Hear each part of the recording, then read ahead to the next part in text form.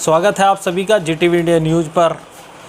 आज हम आपको बताएंगे 23 मई 2021 को लोकसभा सदस्यों का 2 साल का कार्यकाल पूरा हो चुका है।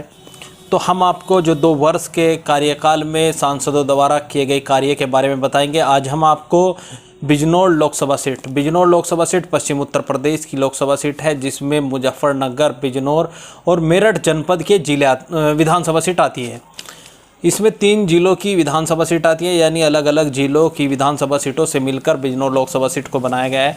वहां से बहुजन समाज पार्टी के जो सांसद हैं मलूक नागर, उनके द्वारा क्या कार्य 2 साल में कराए गए उसके बारे में हम आपको अवगत कराएंगे।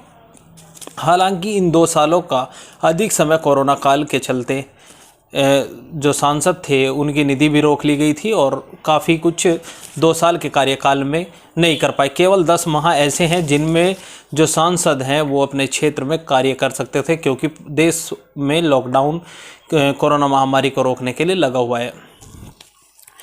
हम मलूक नागर की जो लोकसभा सीट है बिजनौर, उसमें मुजफ्फरनगर जनपद की पुरकाजी और मीरापुर विधानसभा सीट आती है। बिजनौर जनपद की जो है वो है बिजनौर और चांदपुर, और मेरठ जनपद की हस्तिनापुर विधानसभा सीट आती है। ये 5 विधानसभा सीटों से एक लोकसभा सीट बिजनौर बनी है और यहाँ से बहुजन समाज पार्टी के टिकट पर मलूक नागर सांसद चुने गए हैं। बसपा सांसद मलूक नागर ने बताया कि वह जिस क्षेत्र से निर्वाचित हुए हैं, आपको बता दें कि बिजनौर पश्चिम उत्तर प्रदेश एक गन्ना बाहुल्य क्षेत्र है, तो उन्होंने बताया कि वह गन्ना बाहुल्य क्षेत्र से निर्वाचित हुए हैं। तो उन्होंने 17 बार लोकसभा में गन्ना किसानों की आवाज़ को बुलंद किया है, जिसमें उन्होंने बताया कि कैश पेमेंट, गन्ना भुगतान, यानी तुरंत जैसे मिल में गन्ना गिरो वैसे ही भुगतान हो जाए, इस समस्या को भी मलूक नागर ने लोकसभा में उठाया था।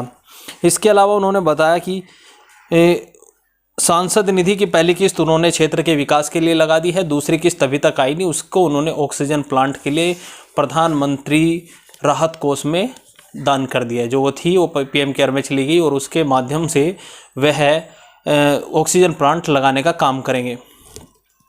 सांसद का दावा है कि वह सांसद में 246 बार मौजूद रहे, मतलब जब सदन चला तो 246 उनकी अटेंडेंस है, जिसमें उन्होंने 173 डिबेट में हिस्सा लिया। यानी जिस मुद्दों पर चर्चा हो रही थी तो 173 ऐसे मुद्दे हैं जिस पर उन्होंने संसद में अपना पक्ष रखा और उन 173 मुद्दों पर उन्होंने चर्चा में हिस्सा लिया।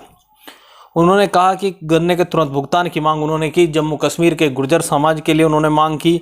मेरठ, बिजनौर और मुजफ्फरनगर जनपद की जो सड़कें हैं जो उनके निर्माण के लिए भी उन्होंने लोकसभा में सवाल उठाए। उन्होंने कहा कि उन्होंने लगभग 73 सवाल अपने अभी तक के कार्यकाल में लोकसभा में उठाए हैं।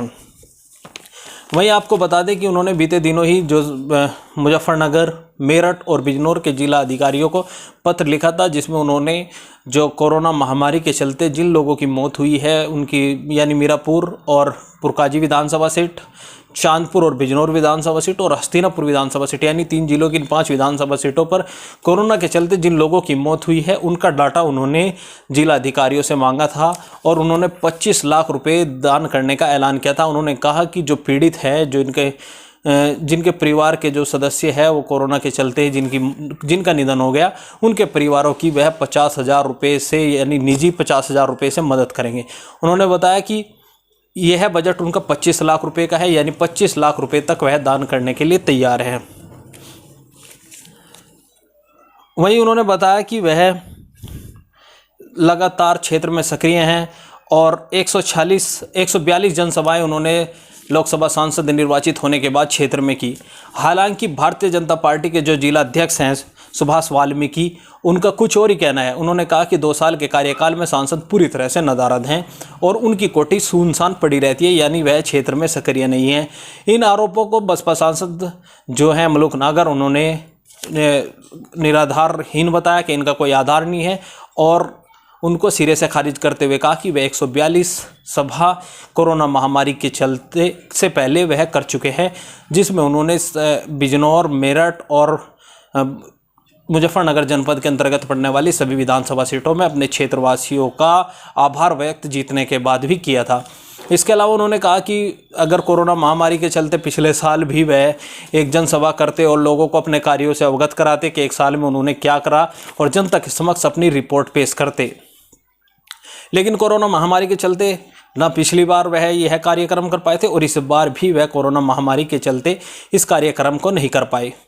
आपको बता दें कि प्रदेश भर में, देश भर में जो सांसद थे उनकी जो दूसरी किस्त थी, जो दूसरी निधि आनी थी, उसको रोक लिया गया था, क्योंकि देश में कोरोना महामारी का प्रकोप लगातार तेजी से बढ़ रहा था। उसकी रोकथाम के लिए प्रधानमंत्री नरेंद्र मोदी के आह्वान पर सांसदों ने अपनी निधि का हिस्सा प्रधानमंत्री राहत कोष में जमा किया था।